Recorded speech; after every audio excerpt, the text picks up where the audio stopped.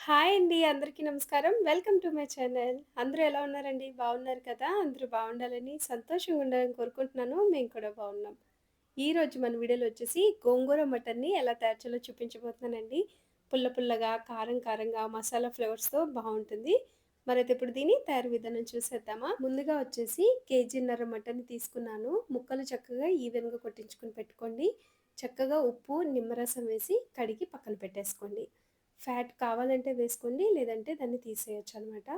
అలాగే గోంగూరను కూడా ఆకులు చక్కగా ఒలిచేసిన తర్వాత ఎక్కువ నీళ్ళలో చక్కగా దీన్ని వాష్ చేసుకొని పక్కన పెట్టేసుకోవాలి. అన్నట్లు నేను కొత్త కడాయి తీసుకున్నానండి. హాకెన్స్‌ది ఇది. 26 సెంటీమీటర్స్ అట్లాగే 3.6 లీటర్స్ పడుతుందనమాట.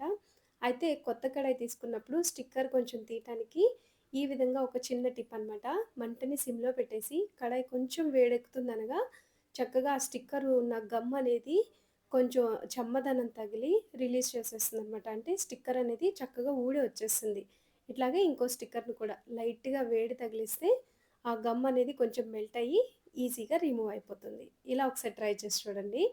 అయితే ఇప్పుడైతే మెయిన్ ప్రాసెస్‌కి వెళ్ళిపోదామా? ఇప్పుడు ముందుగా గోంగూరను ఉడికించుకోవటం చూసేద్దాము. ఇప్పుడు ముందుగా స్టవ్ మీద కడాయిని పెట్టేసుకొని అందులోకి 4 గుప్పెడ్ల వరకు ఈ గోంగూర ఆకుల్ని తీసుకోవాలండి. కేజీన్నర మటన్‌కి కరెక్ట్‌గా సరిపోయిందనమాట పులుపనేది. చిన్న కడాయి అనుకోబాకండి. ఇట్లా నొక్కుతా ఉంటే గోంగూర అనేది మగ్గిన తర్వాత చాలా కొంచెం అయిపోతుంది. ఇందులో కొద్దిగా ఆయిల్ వేసుకొని 2 పచ్చిమిరపకాయలు, అట్లాగే ఒక టమాటో పెట్టుకోవాలి. ఇది కొంచెం పులుపుననేది బ్యాలెన్స్ చేస్తుందనమాట. ఈ పచ్చిమిర్చి, టమాటా వేయటం వలన. మంటని సిమ్‌లోనే ఉంచి మెత్తగా ఉడికించుకొని పక్కన పెట్టుకోవాలి.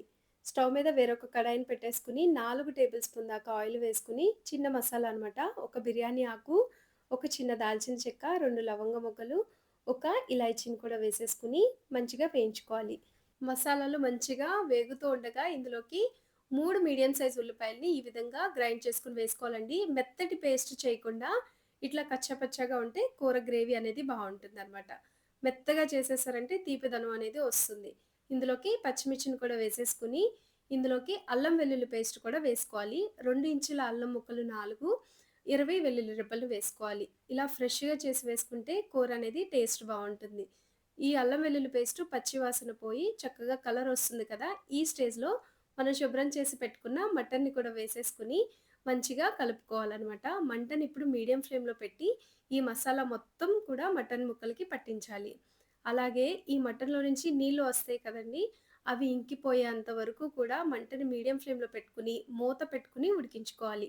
అంటే మటన్ అనేది ఇక్కడే 40-50% అనేది ఉడికిపోతుంది. మధ్య మధ్యలో కలుపుకుంటూ ఆ నీళ్లు మొత్తం ఇంకిపోయేంత వరకు కూడా ఉడికించుకోవాలనమాట. ఇలా ఉడికిన తర్వాత ఆయిల్ సైడ్ కనిపిస్తుంది కదా! ఈ స్టేజ్‌లో రుచికి తగినంత ఉప్పును వేసుకోవాలి. అలాగే పావు టేబుల్ స్పూన్ దాకా పసుపును వేసుకోవాలి. ఒక టేబుల్ స్పూన్ నిండుగా జీలకర్ర పొడి, 2 టేబుల్ స్పూన్ల నిండుగా ధనియాల పొడిని వేసుకోవాలి. కారం అనేది మీ టేస్ట్‌కి అనుగుణంగా అడ్జస్ట్ చేసుకోండండి. నేనైతే 4 టేబుల్ స్పూన్ దాకా కారాన్ని వేశాను. ఉప్పు వేసిన తర్వాత ఒకదాని తర్వాత ఒకటి ఇలా మసాలాలు వేయటం వలన ఉప్పులో నుంచి మళ్ళా వాటర్ వస్తాయి కదా! ఆ వాటర్‌తో మనం వేసిన మసాలాలనేవి మాడకుండా ఉండిపోతాయన్నమాట. ఇందులోకి ఒక టమాటోను కూడా ఈ స్టేజ్‌లో వేసేసుకొని మూత పెట్టుకోవాలి. ఉప్పు వేసాం కాబట్టి అడుగనేది పట్టదు. ఈ స్టేజ్‌లో సిమ్‌లో పెట్టాలి కొంచెం సేపు. ఇలా ఉడుకుతూ ఉండగా కారం వేసిన తర్వాత హై ఫ్లేమ్‌లో పెట్టారంటే గనక మాడిపోతుంది. అది గుర్తుంచుకోండి. ఇప్పుడైతే ఇందులోకి నీళ్ళని యాడ్ చేసుకోవాలండి. నీళ్లు కొలతొచ్చేసి 3 పావుసేర్లు పోసాను. కేజీన్నర మటన్‌కి సరిపోయిందనమాట. అంటే మటన్ లేతగా ఉంటే ఈ నీళ్లు సరిపోతాయండి. ముదురుగా ఉంటే గనక వేడి నీళ్లు పోసుకొని మంచిగా ఉడికించుకోవాలి. గ్రేవీ కూడా చూసారు కదా! మంచిగా థిక్ కన్సిస్టెన్సీలో వచ్చింది కదా! మటన్‌ని కూడా చెక్ చేసుకోండి. ఇలా ఉడికిపోతే గనక ఇందులోకి లాస్ట్‌లో కొద్దిగా గరం మసాలాను కూడా వేసుకొని, కొద్దిగా కొత్తిమీరను కూడా వేసుకొని ఒకసారి కలుపుకోవాలి. నేను వేసిన మసాలాలు తీసేసానండి. ఎందుకంటే ఉడికినంత సేపు ఆ మసాలా ఫ్లేవర్ సరిపోతుంది. ఇంకా అందులోనే ఉంటే గనక ఎక్కువగా ఆ ఘాటుదనం అనేది తెలుస్తుంది కాబట్టి. మీరు కూడా ఈ టిప్ పాటించి చూడండి. కూర ఫ్లేవర్ అనేది బావుంటుంది. చూసారు కదా! ఇట్లా కలిపేసిన తర్వాత గ్రేవీగా చాలా చాలా టేస్ట్‌గా కుదిరిందండి. మటన్ పూర్తిగా ఉడికిపోయి ఇట్లా కొంచెం లిక్విడ్‌గా ఉంది అనుకుంటే అంటే కొంచెం గ్రేవీగా ఉంటే ఈ స్టేజ్‌లో మనం రుబ్బి పెట్టుకున్న గోంగూరని వేసేసుకోవాలి. మిక్సీ చేయబాకండి. పప్పు రుబ్బుతో చక్కగా రుబ్బి పెట్టుకుంటే మెత్తగా నలిగిపోతుంది. ఇందాకడ చెప్పాను కదండీ! మటన్ కూడా పూర్తిగా ఉడకాలి. అట్లాగే గ్రేవీ కూడా కొంచెం నీళ్ళుగా ఉన్నప్పుడు మాత్రమే గోంగూరను వేసుకుంటే కొంచెం సేపు ఉడికించుకుంటే ఈ గోంగూర ఫ్లేవర్ కూడా మటన్ ముక్కలు చక్కగా పీల్చుకుంటాయన్నమాట ఆ పులుపుదనాన్ని. అప్పుడు కూర కూడా ఏ కన్సిస్టెన్సీలో కావాలో దాన్ని బట్టి మీరు స్టవ్ ఆఫ్ చేసుకొని సర్వ్ చేసుకోవటమేనండి. చాలా చాలా సింపుల్. టేస్ట్ అయితే చాలా బావుంటుందండి. దేనిలో కన్నా బావుంటుంది. మరి మీరు తప్పకుండా ట్రై చేయండి. మీరు ట్రై చేసిన తర్వాత మీకెలా కుదిరిందో నాకు కామెంట్ రూపంలో తెలియపరచండి. ఈ వీడియో గనుక మీకు నచ్చినట్లయితే గనుక నా ఛానెల్ సబ్స్క్రైబ్ చేయండండి. ఒకవేళ మీకు నచ్చితే గనుక మీ ఫ్రెండ్స్‌కి, రిలేటివ్స్‌కి షేర్ చేయండి.